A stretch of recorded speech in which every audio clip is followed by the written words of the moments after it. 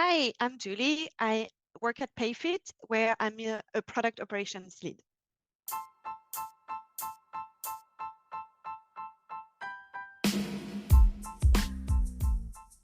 My guest today is Julie Robles. Julie is leading the product ops team at PayFit, and her role is to maximize efficiency and impact of the product and tech teams.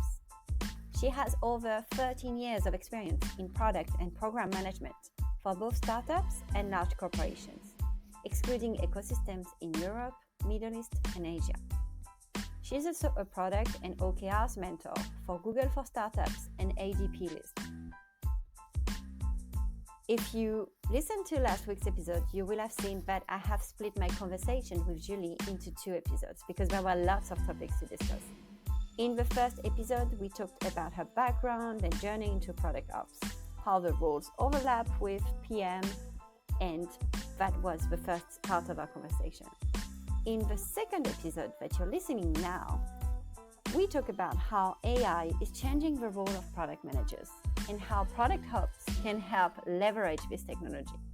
We also discuss the different types of complexities that you have to manage, including the biggest one, managing change with human beings. Welcome to Product Perspectives, the podcast for product people that gives a voice to their stakeholders, hosted by Magali Pellissier. Each weekly episode shows you the other side of the product with interviews of the people who contribute to making products a success.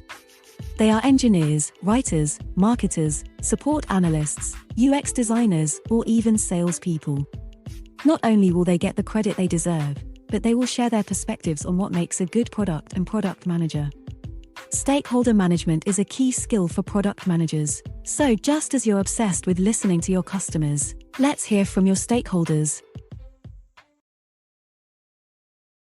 So now let's touch on AI, because you've mentioned it, and for once it's not me who mentions it first, so I'm very happy.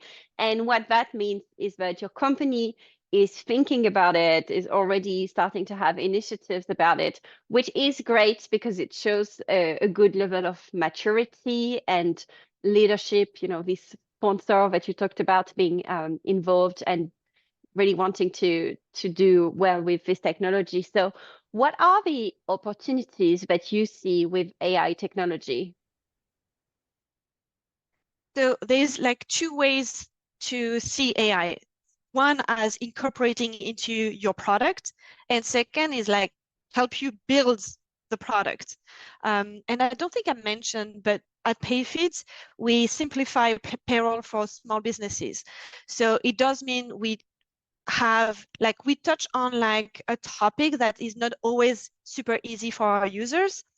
And so there's a lot of guidance and that might be needed. It depends on our segments, of course, but it might be needed. And for now, there's a lot of our challenges are around like making sure that we keep up with the regulation and so on.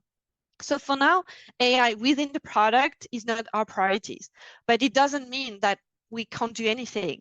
And actually, AI for productivity is a gold mine in terms of acceleration for your own business. So this is where we focused on.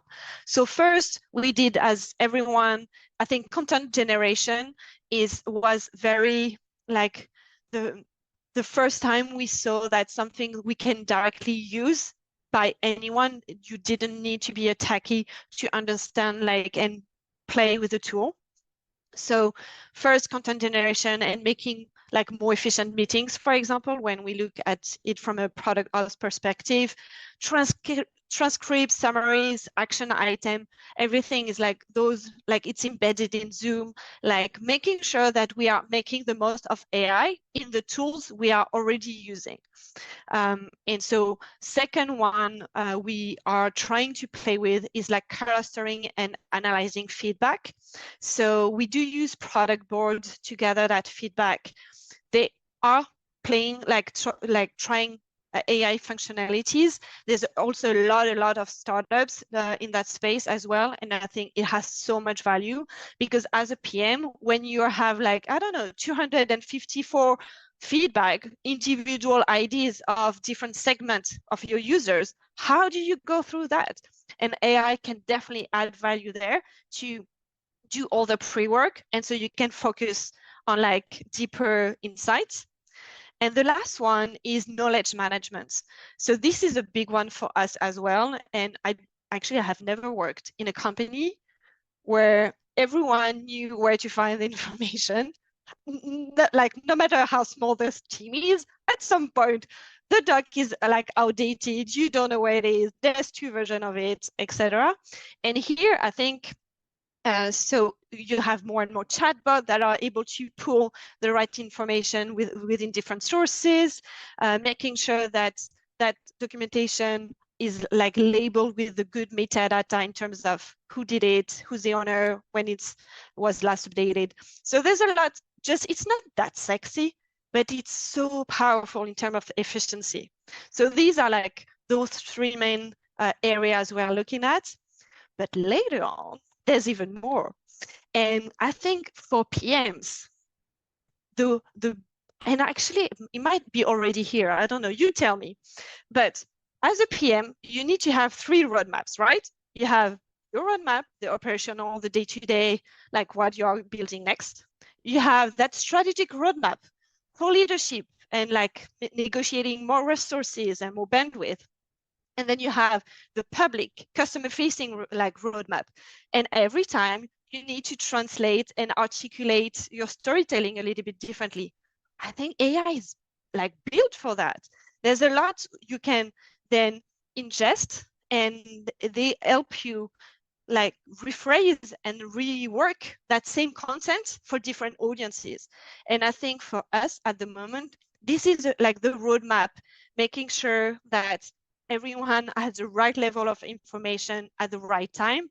We build critical roadmap. We have 3 years roadmap. We have 1 year roadmap. There's a lot going on. And every time it's like manual work. I think like AI is perfect for that. So I'm waiting on that to happen. And so more generally, like sharing information, I think AI can be good for that. And the second one I'm like hoping for is having that smart assistant and making us product ops obsolete on many manual tasks we are doing. Please highlight like dependencies on teams, like without us having to gather the people and in one room and make them talk. Like that info is out there. It's in Jira, like it exists. So having someone or something that is able to pick it up and trigger this conversation without to wait is going to have like a lot of value. And I think, again, it's like making product ops work on like topics where we can like focus on collaborations and information, like making sure that everyone has the right level of information and accelerating all of that. Yeah. When you said storytelling, I could maybe sense that the audience would be like, storytelling is my job as a PM. You want to take that away from me? But I do think this is a brilliant example of use of AI. It can really help you. And then in contrast, where you said, please take my job as product ops, I thought, oh, well, here's an example of being not worried that it's going to replace you, but actually seeing the opportunity that it brings with you being able to focus on more added value tasks. So I quite like the contrast between the two, how the audience might be feeling, and then you're like embracing it completely. So this is perfect. I think lots of people are going to apply for a role in your company. But there are some people who are like, my company is not quite ready for it, or leadership is focused on other priorities. So what can I do as an individual PM or as an individual in the product ops team to improve my productivity with AI? Yeah, I think it's someone very famous said, stay curious. I think this is the best advice ever. Play with the tools that speaks to you. There's like AI for a lot of different tasks in your day-to-day. even before, like I was in product ops, when I was program manager, every time I had like to do something 3 times, I'm like, there's gotta be a better solution. I'm very lazy. So there's a solution out there for me not to do that same thing 3 times manually. And it's a little bit the same. It's like, okay, you have all that customer feedback. How do you go through that? There's like that one pager that you wrote 3 times. Like, how is that not useful for your roadmap afterwards? Like, there's like, pick something that you feel like you like excited enough so you can dig into it, because I think AI is one of those tools. Until you try it, it's really hard to visualize use cases for your day-to-day. Actually, engineers were the first one like on board with it, because like they were doing the testing, like not all the testing, but it helped them debug their code a lot easier. It's the same for you. Like as PM is like, oh, like when your English is not your first language, like there's so many small use cases that help you get on board with it, and then you have more and more ideas. When I was a PM in a data team, it's like we were providing the first dashboard for the team. And first they were like, oh, we don't need it. We have Excel. It works just fine. And then we're like, no, just try it. And once you try, they had like a million ideas and we couldn't keep up with that demand. And I think AI is exactly the same. It's taking data and giving information as the output. And there's so many ways that it can facilitate you process all the information you're surrounded with. Pick one and run with it.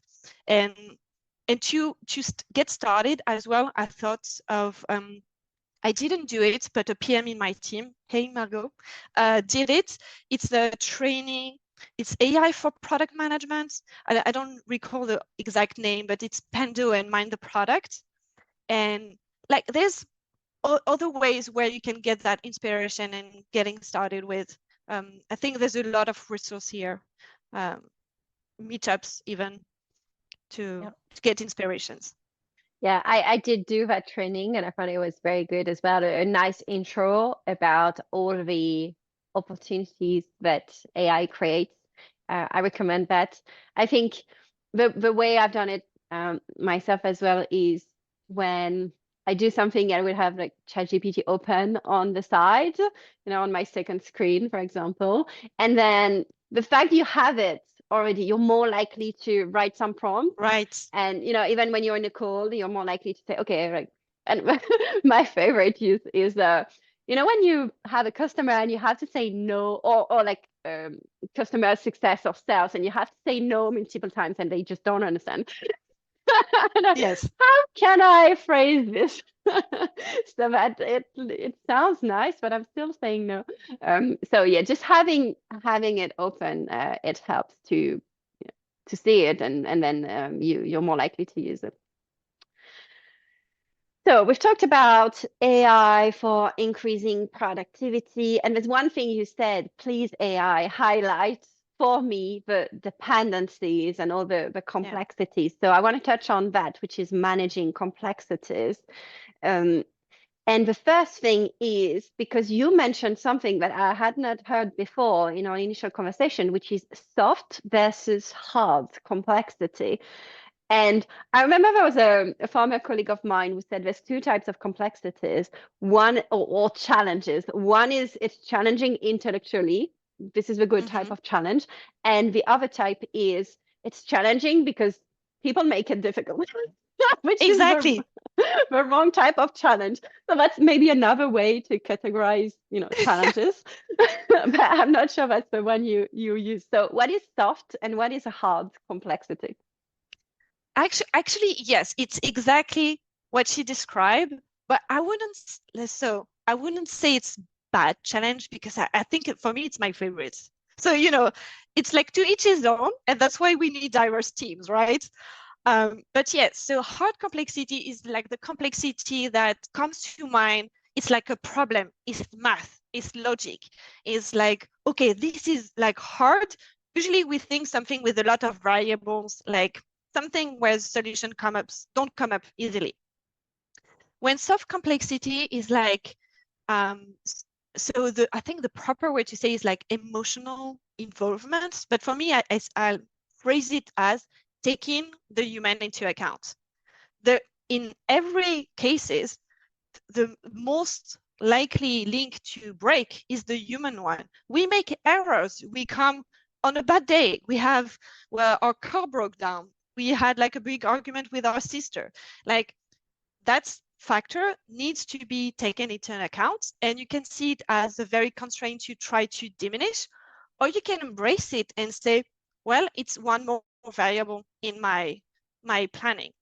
So when dealing with like hard complexity, that's you do RACI, you do retro planning, you do sponsor, core team, everything.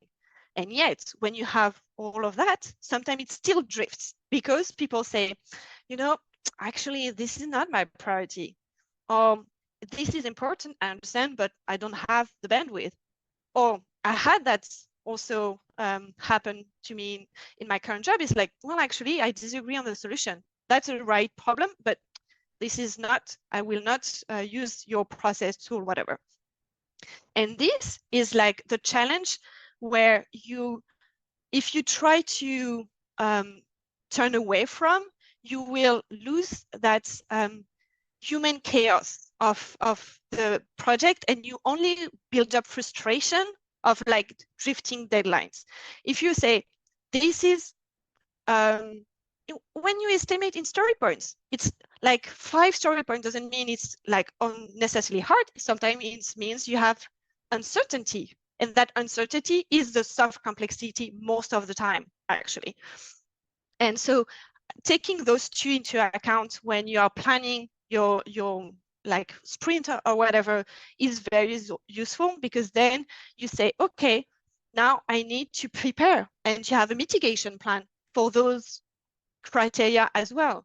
And when you say, okay, they don't have the whole context, for example, this is soft complexity. You have your own context and priorities. I have my own, yet I need you to build a new process. I need to see that I have a biased view, you have an incomplete view. And once I see that, then I can try to start with a why, like give you more information, more context. So then we are all on board, and we can then focus on the hard complexity. Right. So Thank that's you. like the whole, yeah. And yeah, you're right. I think it's very important in everything you're doing to put the human first, especially as we talked about AI before, and people are wondering, what's the place of humans in all of that, and how do I navigate the future in which some of my skills may not be relevant anymore, then focusing on the human aspect is so important. So one of the complexities we see as an organization grows is increases in dependencies, increases in like timelines, and then like legal constraints, and especially again with AI and more data we collect. So there's something you've mentioned multiple times, which is OKR, saying you're a big fan and it worked for you. You learned it at Google and then you've reused it. A lot of people are a bit frustrated about OKRs because they've tried it, it didn't quite work. So how do you use OKRs? How can we make it work? Yeah. Yes, and to be honest, like if you ask, I think almost any PM in the team, they will be frustrated with the OKRs as well. And I know, I think it's you don't expect to go by the book. It's like the same as your roadmap. The roadmap is here to guide you and make sure you don't drift from your vision. It's the same with the OKR. They will change. You will not reach it. You will have to amend them, and it's okay, because it is another translation of your vision, is helping you on a yearly basis to still know where to go, and the how still need to be defined. And that's why I like to have those two streams of like yearly objective versus like quarterly, like monthly checkups. So the way we do OKRs at PayFit is we have 6 months OKRs, but usually one semester follow a little bit like the first one. There's not like huge changes, so you can still see them as like a yearly vision. And so once you have the company OKRs, then as a department and as a tribe, you can see like how you can contribute to that overarching objective. And when comes the frustration is like, okay, I have to check those like every month, and it doesn't make sense because no decision is taken from those like evaluation of OKRs. So what we try to do is include them in existing rituals. So we have team reviews where the whole tribe is like highlighting like what went well, what's like are the roadblocks during the past 6 weeks and so on. And having OKRs as part of it is like helping drive discussions from, okay, these are our roadblock, how important are they compared to where we want to reach? And so adjusting the how and say, okay, we do have that dependency. Does it threaten the objective, yes or no? If it does, we have to have a conversation of, okay, what is the plan B? If it doesn't, then it means like probably we can focus on other issues or keep on track with like what we were doing. So again, I see those as like lighthouses. It gives you the way, it doesn't give you the how, and the how will change because your context will change in the company, but outside as well. And such as roadmap, it's okay to be frustrated with OKRs because some people will say, but you said that 6 months ago. And it's good to remember that those conversations then happen, we all agreed, and if we disagree now, it's like what changed, and go focus on those, whether like questioning the whole conversation and decision, I think. Yeah. And these are all parts of a PM role, right? Looking back and question, okay, what has changed, and being able to recognize that we adapt to that, and being able to deal with the uncertainty, because we ask our customers and our partners to understand that the roadmap has uncertainty, then we need to be able to deal with it ourselves. And in an AI world where we start to think about probabilities and it's all those statistical model and all of that, then we need to be able to adapt to that. So it probably starts by yourself. And I can see that some of the frustration with OKRs could be coming from the fact that we almost expect like a magic wand and it's going to solve all our problems. But guess what? It doesn't. Like anything really, and you have to adapt it. It's just not, following by the book. Yeah. Good. So it's that time of a podcast where you ask me a question. So you go. Yes, I'm very curious because you have met so many people from like so many different backgrounds. And we see so many new roles. We have now PMs, product designers, PMMs, product ops. We have product builders as well, working with low code. And also on the parallel, some people are questioning the role of PM, such as like Brian Chesky saying, okay, as designers, we are taking over. Thank you very much. We'll take it from here. So with all those different skill sets and backgrounds, what do you, in your experience, makes a dream team? Good. First of all, thank you for explaining what product builder is, because I was like, what is that? But very good way, I think, to name people who work with low code and no code solutions. Apparently, because designers are taking over, I'm going to give a very designer response. It depends. But more seriously, I think it really depends on the company. But one of the things I want to highlight is diversity. You mentioned it before, having a diverse team. So for you, that means you have a PM background, and it really helps to bring that perspective. And that's somehow what I'm doing with the podcast as well, is bringing the different perspectives to the table. So I think a diverse team across all the protected characteristics and all of that. But then the second thing that I see, at least on the on the PM side is that the market is getting really specialized. So we used to have PMs, product managers. Right. Now you've got that traditional role, the core PM, as we can think about it. And then you've got growth PMs, right? Over the last couple of years, we've seen more and more people working at the edge of product marketing, right? And marketing actually in general.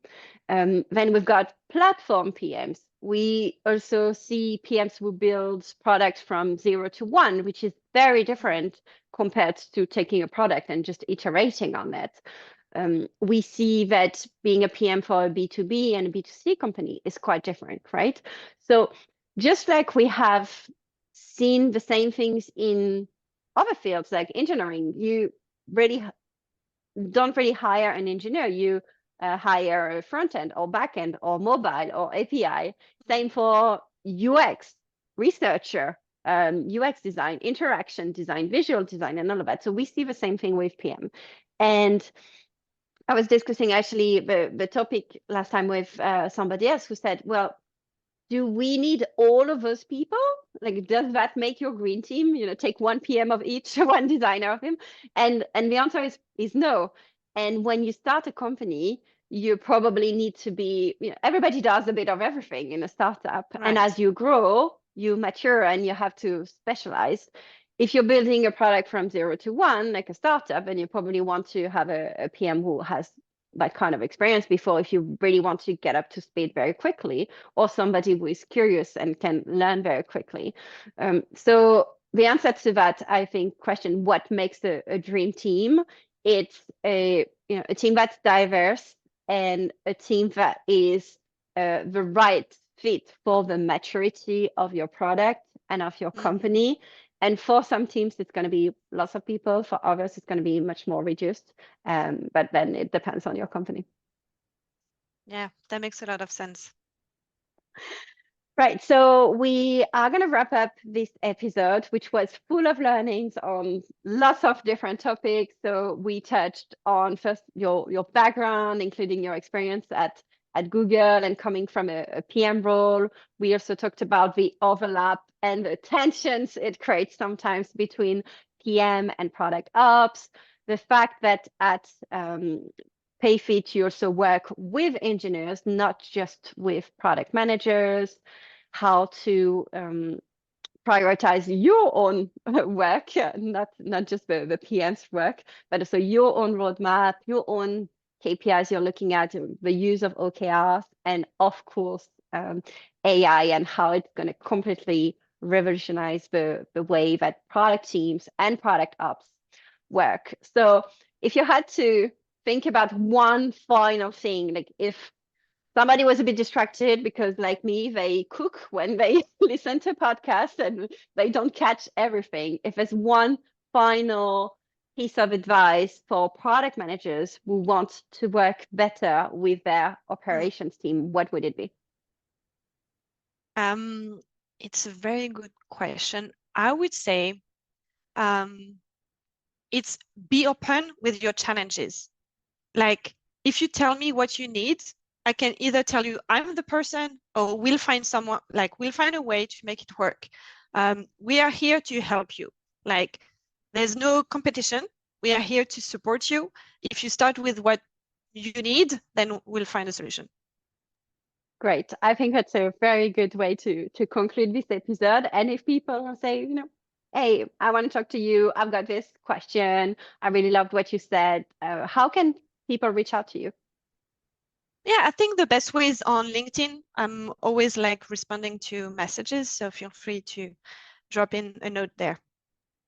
Perfect. Well, thank you so much, Julie in French, for taking part in this episode and bringing all your knowledge. It's been a very pleasant experience as well. And I hope our listeners will be super motivated to start dabbling with AI, start thinking about they can recognize better the operations work. If there are some product leaders listening as well, how they can be sponsors for their team. So thank you so much for sharing all of that. Yes, and thank you for asking all those questions and enabling to shed a light on product ops. Thank you so much, Magali.